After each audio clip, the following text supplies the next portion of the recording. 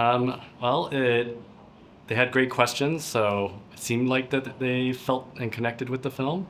Um, I guess what was most surprising I think what was most surprising was that they connected with the film. You know, this film is very much a very specific story about a Chinese American family in San Gabriel Valley. So the fact that it could reach and touch, people here in Italy is incredible. Well, I think, when I read the article in the script, it really broke my heart because I could see my own family inside that story. I could understand the emotional logic behind Irene and why she took the actions she did. And, in many ways, the reason I wanted to make with the film was to break the audience's heart because I hope that they see their own families within the story as well. Well, I think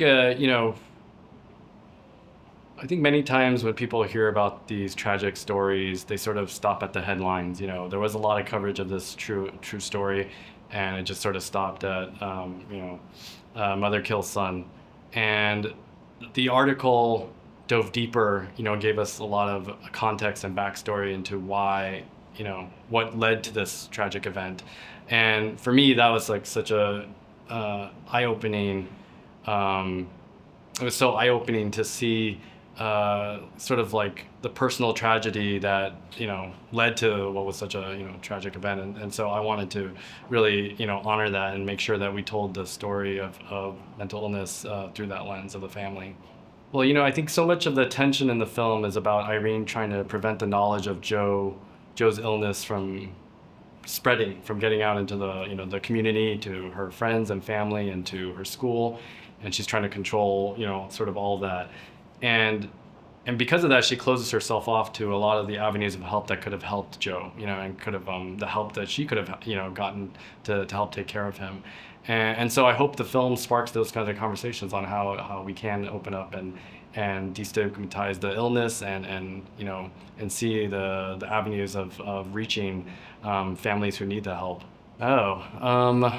Yeah, I mean, I think, well, impossible things feels like, something that's daunting and insurmountable. And, you know, in Rosemead, I felt like that's how Irene felt as things got worse. I think she felt like almost like a tsunami of tragedy was coming down on her, and she could see no way out. And I hope, Rosemead also provides hope, actually in terms of like how to address, something that might feel so tragic or overwhelming.